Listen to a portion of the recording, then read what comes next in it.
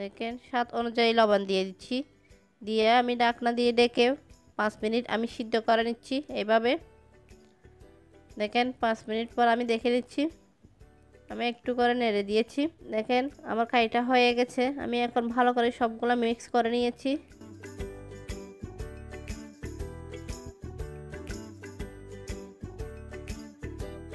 দেখেন আমি এখানে 1 কাপ চিনি দিয়ে দিচ্ছি, দিয়ে আবার একটু ভালো করে মিক্স করে নিচ্ছি। এখন ডেকে আমি 5 মিনিট দমে রেখে দিচ্ছি। আমি কিন্তু ওভেনটা বন্ধ করে দিয়েছি। আমি 5 মিনিট পর আবার ফিরে আসছি। দেখেন 5 মিনিট পরে আমি একটি ট্রাইতে ঢেলে নিয়েছি। এই কাইটা গরম থাকা অবস্থায় ভালো করে মতে নিতে হবে, ঠান্ডা হলে দানা দানা হয়ে যাবে, তার জন্য গরম থাকা অবস্থায় মতে নিতে হয়। দেখেন আমার মতা হয়ে গেছে। পাকন পিঠার দুধ যত ভালো করে মতবেন তত পিঠাটা সুন্দর হবে, সফট হবে। দেখেন আমার মতা হয়ে গেছে, আমি এখন রুটিটা বেলে নিচ্ছি। এই পিঠা মতার উপর ডিপেন্ড করে পিঠাটা কেমন হবে। দেখেন আমি এখন বেলে নিচ্ছি সুন্দর করে, কত সফট হয়েছে আমার ডোটা। দেখেন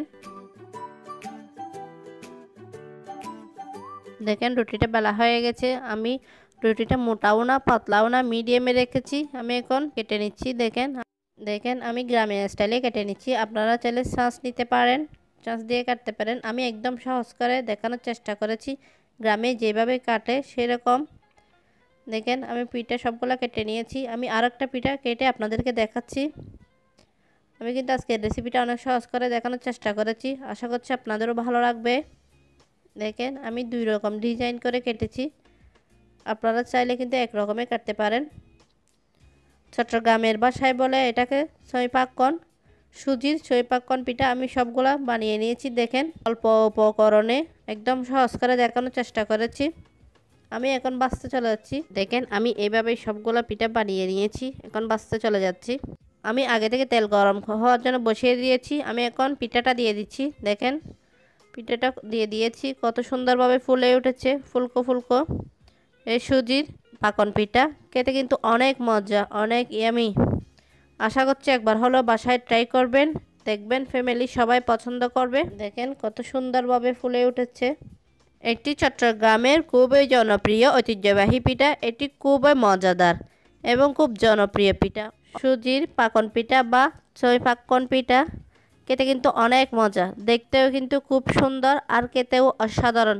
এটি গরম গরম খেতে অনেক মজা লাগে। এটা ফ্রিজে সংরক্ষণ করে অনেক দিন পর্যন্ত খাওয়া যায়। আশা করছি আজকের রেসিপিটা আপনাদের কাছে অনেক ভালো লেগেছে। ভালো লেগে থাকলে প্লিজ আমার চ্যানেলটা সাবস্ক্রাইব করবেন, পাশে থাকা বেল আইকনটি ক্লিক করে আমার সাথে থাকবেন, আমাকে সাপোর্ট করবেন। দেখেন পিঠাগুলো ভাজা হয়ে গেছে এক পিঠ, আমি অন্য পিঠ উল্টিয়ে দিচ্ছি। দেখেন উল্টিয়ে ভেজে নিচ্ছি আমি সবগুলো। দেখেন কেমন ফুলকো ফুলকো হয়েছে, দেখেন দেখতে কত সুন্দর হয়েছে, খেতে কিন্তু অনেক মজা। দেখেন আমি কতগুলো উঠিয়ে নিচ্ছি আর কতগুলো ভেজে নিচ্ছি। দেখেন আমি আরও কতগুলো পিঠা ভেজে নিচ্ছি।